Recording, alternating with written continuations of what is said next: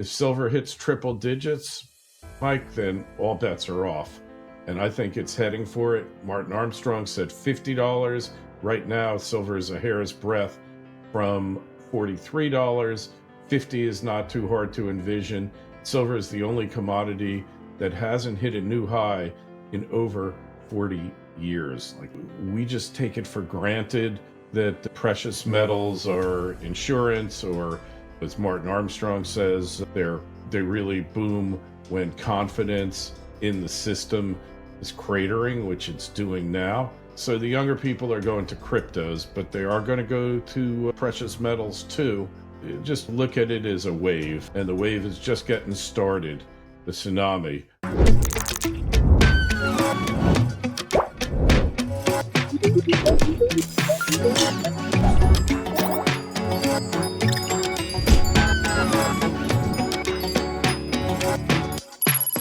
Welcome to RTD Interviews. Today I'm excited to have returning guests, Mr. Kerry Lutz, the founder and host of Financial Survivor Network, a financial and liberty-focused podcast that dives deep into finance, markets, and politics. And so today, Kerry's joining us to share his thoughts on current events, world events, monetary system, as well as his latest book, The World According to Martin Armstrong. And as always, it's good to connect with people who are of like-minded nature. And so I want to bring him on right away. Mr. Kerry Lutz, how are you doing, my good friend?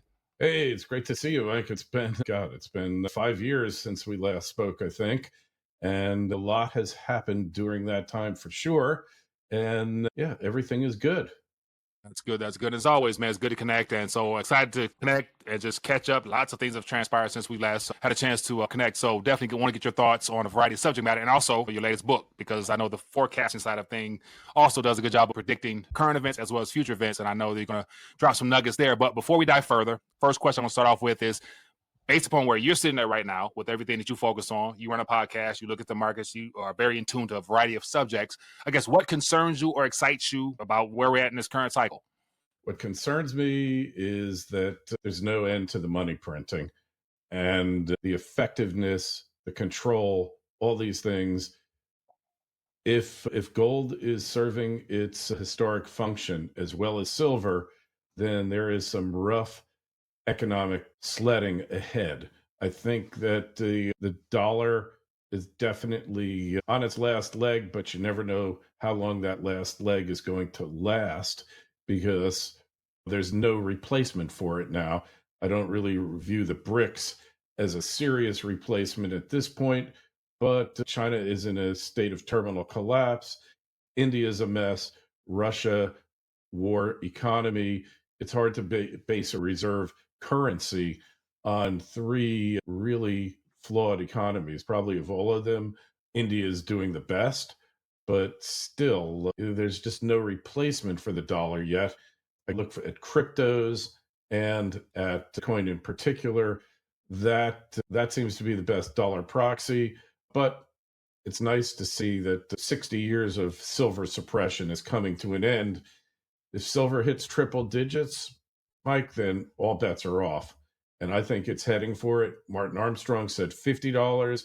Right now, silver is a hair's breadth from $43.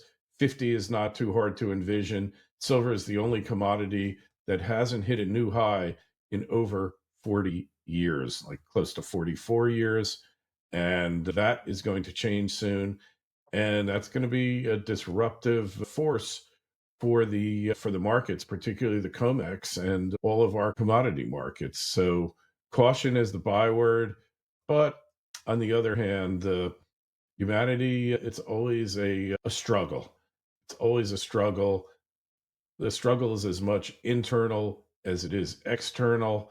And on the other hand, the opportunities have never been greater.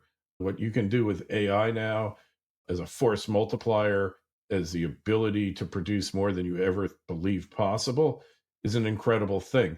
But on the other hand, 80% of the jobs that we see now may very well not exist, Mike, within 10 years. So I don't know how society is going to rejigger all of its priorities here. And the concept of, we've always been work-based species from our evolution, or however you believe it, from our earliest forms. We're always working to improve things, to survive. So when work is removed from the equation, Does life just become a nonstop party, or do you lose a large portion of the reason why you exist and the things that give you satisfaction and gratification? We're really coming to an uncertainty in technology, in the economy, in stability. All these things are happening. I don't know that any one politician or group of politicians can stop what's about to happen, and probably they can't. And that's what makes this time so interesting. Very true. Very true. And man, you hit on a lot of things there. We'll definitely unpack it all. But precious metals. So you focus on the financial side of things. I focus on it as well. And so clearly, with the recent activity of silver in particular, like I did a video not long ago saying how it feels different in a good way, because everyone that we've been warning and trying to encourage to get their weight up, as I call it. So as of on the screen here is 42.75 and 36.92 for gold. And like every day now is some type of high in gold, and then silver is chugging right along. And so it's an indicator that things are unraveling behind the scenes. And how will it end? We'll get to that. But I was saying that today when I purchase, it just feels different because I'm not getting as much bang for my buck. But then again, I'm not going to stop just Yeah. because no, I don't want to be left holding the bag in a sense of failing fiat currencies, as I call it. But it's just different nowadays. I'm not able to buy as much as I would like when I used to for so cheap, and especially when it came to silver. So that's different. But precious metals, I want to talk about the gold and silver. So do you think this current upward trajectory is more driven by the Eastern Hemisphere, Shanghai Trade Exchange, and all the other activity, the BRICS? Are they forcing this up? I don't really think retail, especially here in America, is really aware of what's happening. I don't think this is like retail driven from your average mom and pops just yet. So where do you think this action is actually coming from? So what you got to look at is we never had cryptocurrencies before, Right. and for the younger generation, they don't understand metals. Like I was just having this conversation. Most people alive today don't remember when silver was in the coinage, and that we just take it for granted that precious metals are insurance, or as Martin Armstrong says, they really boom when confidence in the system is cratering, which it's doing now. So the younger people are going to cryptos, but they are going to go to precious metals too. This Just look at it as a wave, and the wave is just getting started, the tsunami. But yeah, Eastern to some extent for sure. But I think the Fed has been quietly acquiring gold for decades. They're the smartest economists in the world here, Mike, and they know what's happening. And eventually we will have to change from fiat currency, because fiat currency is the ultimate government promise. We're going to protect the value of the currency unit, which they never do, because it's too tempting. It's too easy to inflate your problems away than to try to solve them. And it's a funny thing, like you and I were both algorithmically suppressed by our digital overlords. I won't name names, but they limit our message, but they can't stop it. And the Easterners are more attuned because, well, the Chinese invented gunpowder, they also invented paper money. And as a result of that, they also invented inflation. And when Marco Polo was there, he thought the paper money was amazing. And then they had this inflation, and it became called flying money because it would literally fly out of your hands because it was worth so little. And that's what we're going through here now, Mike, is flying money, Western style. And no fiat currency ever lasts more than 50 years. So we're really on borrowed time here. Very true. Now, with this transition of fiat, and so the Federal Reserve, of course, everyone's anticipating the next meeting and the likelihood of a rate cut, as if that's going to help anything, but it's more so going to be gasoline on a already blazing fire. But we'll get to that.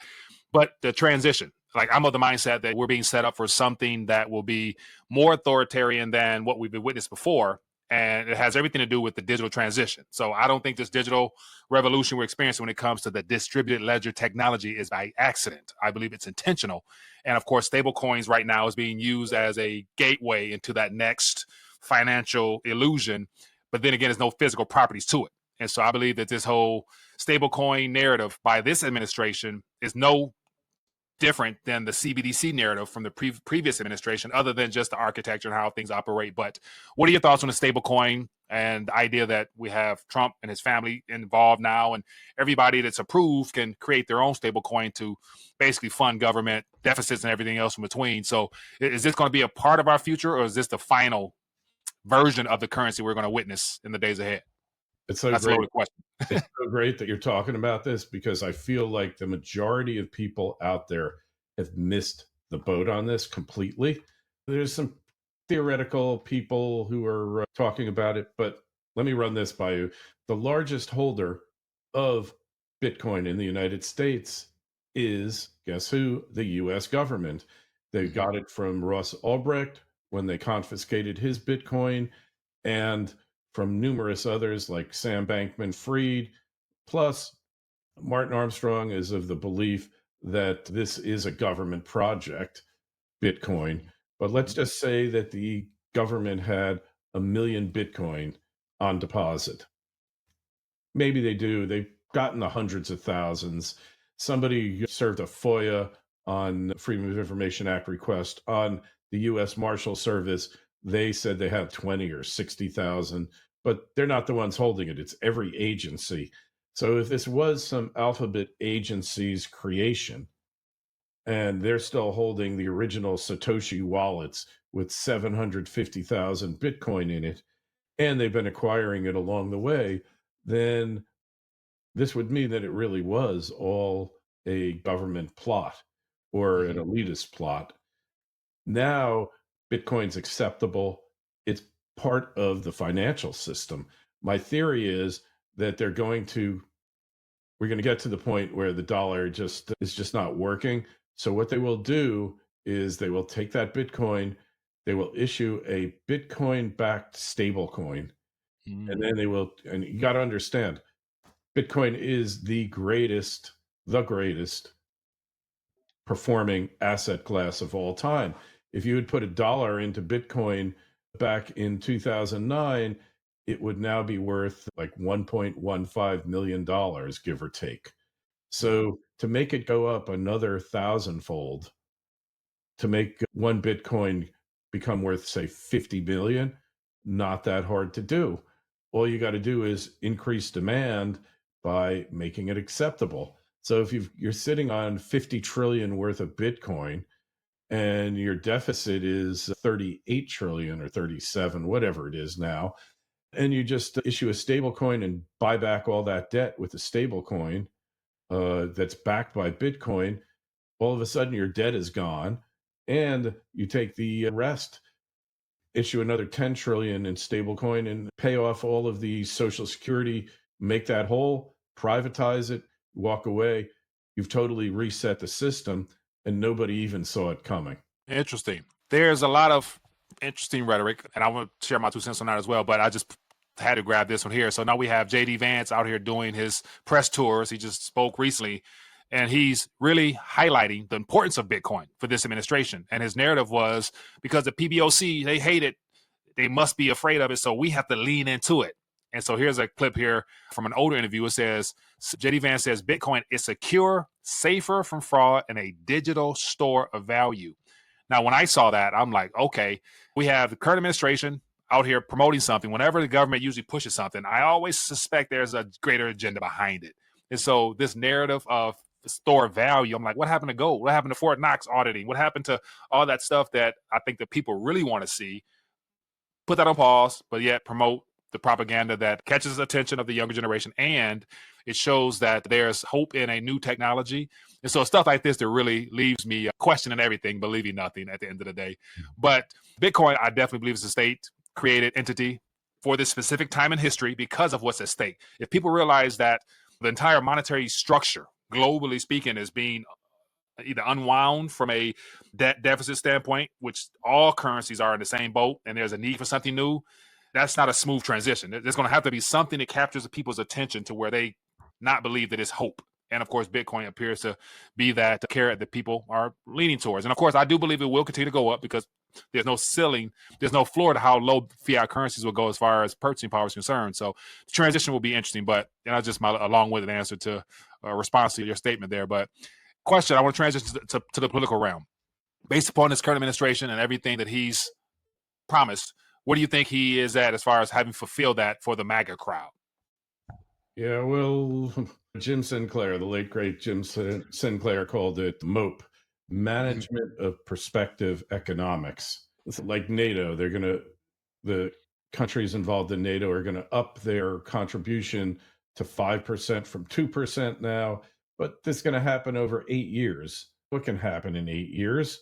So I'm not buying that. All these promises of reinvestment in the United States, I'll believe it when I see it.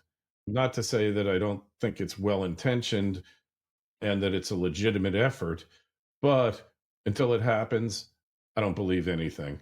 On the other hand, to me, July 13th, 2024 was a real pivot point because he would have been gone and history would have been totally different. So the fact that he survived makes me think that maybe he's capable of doing things that you never really thought he could. Just Mhm. look at how the courts have bent to his will and how Congress has.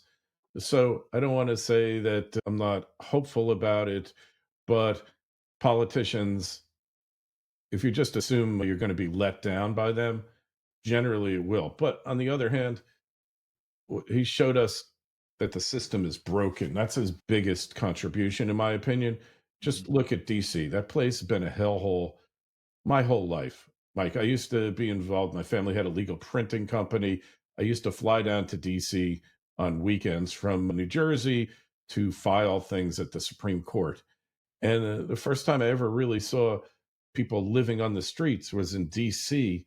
New York always had it like Bowery bums. In our nation's capital, I remember seeing a couple of homeless guys passed out on a heat grate right next to the Department of Justice. And it's been dysfunctional since I can remember. And so the fact that he could just federalize it and clean it up from day one shows that crime is a political issue, not an ingrained, intractable issue. Yes, there's always going to be crime. When I was a kid, I used to like to steal stuff from Woolworths just for the fun of it. Mhm. But the fact is that the lawlessness, the tolerance of it, that is a political decision. And what Trump has proved, like Rudolph Giuliani proved ahead of him many years ago, is that enforcement and the certainty of enforcement can change things. So nobody thought this was possible, like that Mhm. DC, you could actually walk the streets at night. And yet in a month, he did it. So when you see things like that, think maybe he can do things that would otherwise be considered impossible. Very true. So I'm split on that type of activity because on one side, people say that it's a setup for something else. And in order to get to that something else, you have to divvy out little by little, bit by bit. And you offer people something that feels secure, feels safe. And then you just slowly progress and state by state, city by city. And then, everybody's scattered as far as the National Guards or whoever else. And then if and when the system comes crumbling down or whatever people say is going to occur, there's already military presence or troops in position to keep the order of law as best they can. So it's just so much stuff. I'll leave it at that. I don't want to go too down the rabbit hole. But I agree. for when it comes to what lies ahead, now I want to get a little bit into the forecasting side of things. And you've interviewed Martin Armstrong, legendary forecaster, for years now. So you've been able to put together a great piece of work here to highlight some of his primary talking points on the present and in the future. What made you decide to put all your work together in this book format for people to learn from Martin Armstrong, the master forecaster? I've been interviewing him since 2011 and reading his daily newsletters, everything else that a certain email provider likes to constantly throw in my junk mailbox. So I Mhm. miss them. And what I realized was there was no like central place where you could go look and say, on such and such day, Martin Armstrong said this. And then I put the thing through AI after I'd written it and Mhm. said, come up with every prediction in the book that came true. Some of them predated the book, but they're listed in there. So it did. It came up with 18 things. It missed perhaps one of the most important things, which was Brexit. And so 19 things, 19 calls that he made. When I first started talking to him, he was talking Dow 32,000.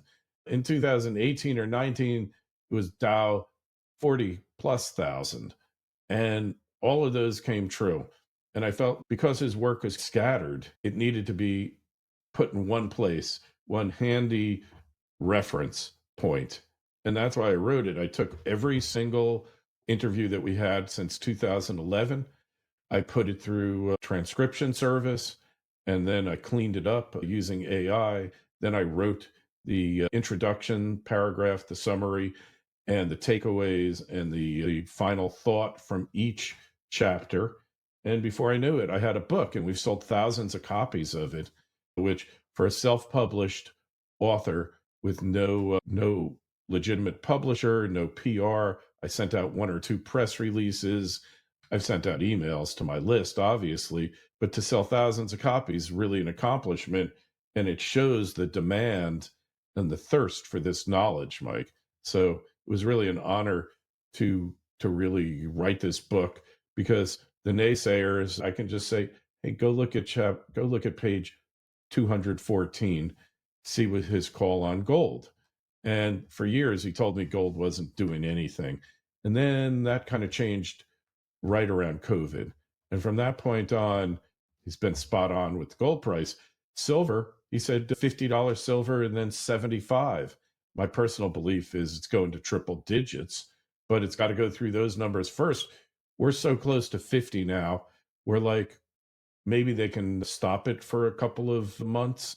But on the other hand, we're in the fourth quarter almost of 2025. That's when the metals perform best. So those are just examples of why I wrote that book. I wanted people to really understand this guy, why he was persecuted, why he became a political prisoner, and why he's more relevant now than ever. And it's amazing, Mike, how many young people have really gotten into Martin Armstrong. When I put him up on YouTube before 5 years ago, I'd get 10,000 views. He made a call about Ukraine, and it basically, the model saying that it's going to disappear, got 140,000 views, Mike. Really? And so as I just thumb through your YouTube channel here, for those who might not be familiar with you, but of course everybody on the RTD is, but you've done a good job of interviewing a lot of experts. And of course, Martin Armstrong appears the most here. So you guys have definitely developed a great working relationship here. Now, within his forecasting model, I guess, what are some things that I guess show where things are heading from a political standpoint? Is there anything talking about government structure and where we're going to head and how this administration might end, or what can this administration do, or just give people a snippet, if you don't mind? So he said basically that the first year or so would be Trump's honeymoon, and that in 26, he's going to be confronted with forces way stronger, perhaps a recession. Looks like we're heading towards that. I don't think is strong enough to repeal the business cycle. We've had others say they could do it many times, and it's never been successful yet. So he's saying 2026 problematical, and basically 2032 is when it appears the West falls. I don't know that China is going to become the dominant force, because they're in a terminal decline themselves. He seems to think they'll work through it. I'm not convinced, not as long as the CCP is running that place into the ground. Like, you walk down the street and buildings are collapsing all around you. Not quite that bad, but regularly. In the US, we have a building collapse like in Miami Beach, Surfside, and the building trade inspection, everybody goes into overdrive figuring out why this happened, what other buildings have it.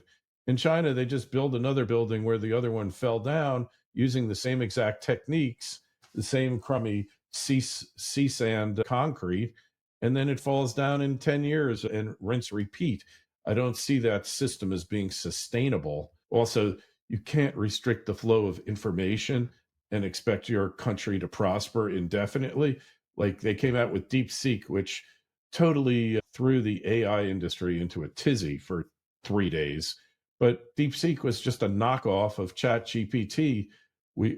Their construction in China is called tofu dreg, It's solid on the outside, but it's tofu on the inside. That DeepSeek AI is tofu dreg AI. But clearly, the PowerPoints, the polarity is shifting. And China, many times, has almost become the dominant power in the world. But Henry Kissinger said they always found a way to screw it up. And I don't think this time's any different, but maybe it's a multipolar world. We don't know because we've never seen a modern society collapse the way potentially the United States could. Not saying it's going to happen, but all indications are there. We've seen lesser developed. Really, the best example we have is Weimar Germany, and you know how that turned out. Can the US be saved? I'm not sure, but 2032 appears to be the line in the sand for Martin Armstrong's model. Interesting. And with that, I think that's enough to give the people a little bit of a teaser if they want Enough to for find me. out more.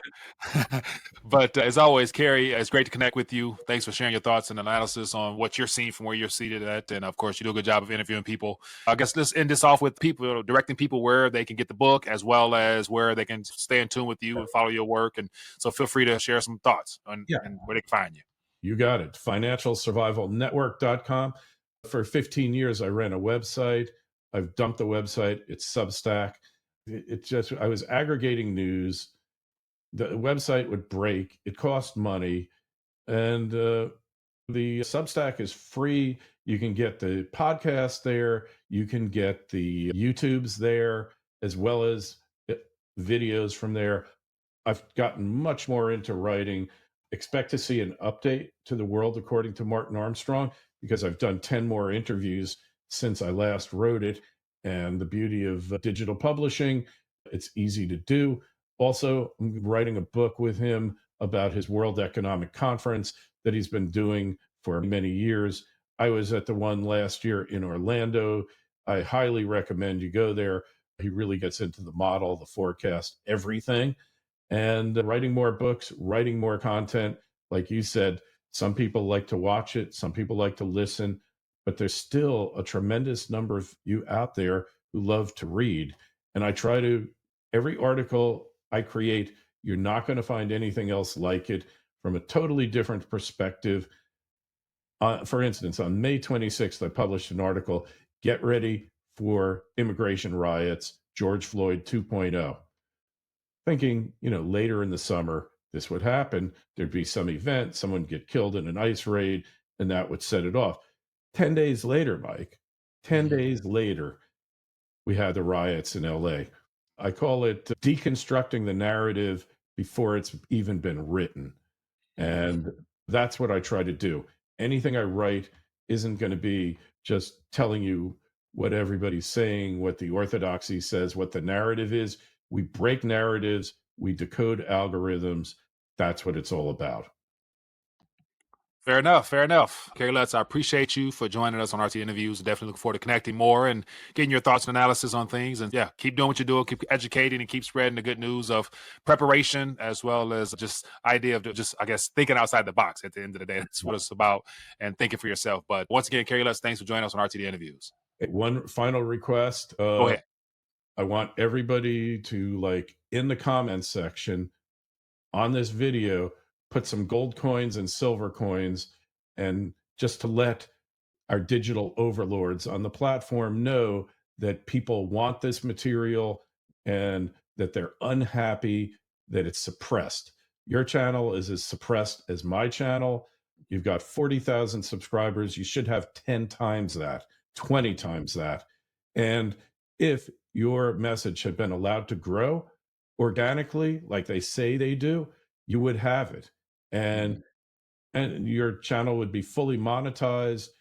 You'd basically be producing content that you really want to produce with the values you want to produce it. Not that you're not, but it would open up so many channels to you. Suppression of your channel over these years, I don't even want to, I won't even tell you how much money it's cost you. It's well into the seven figures. It's being done to you. It's being done to me. It's being done to the Mises Institute, for crying out loud, a nonprofit think tank organization that espouses Austrian economics. They're doing this. I've proven it. The AI has proven it. And pretty soon, the powers that be, on whatever perch they might be sitting at the present time, they're going to find out about it too. And the campaign is starting. And I applaud everything you do, man. Don't give up. Don't get frustrated. Understand, because it's frustrating, because you and I were the same. We look at how many subscribers you have, how many views you're getting. And you see the subs, you got 40,000, but your views are going down. How can that be? And Right. I'll tell you how it can be. It's deliberate. It's the algorithm. That algorithm, their own AI said basically that we've turned their black box algorithm into a glass house. And we're going to shatter that glass house. And you're going to get the audience that you deserve, that wants to be your audience, but that Right. you've been kept from. And the same with me, the same with thousands of creators out there, just like you and me. So Right. get ready for it. It's in the next 6 months, and that's going to be part of the change.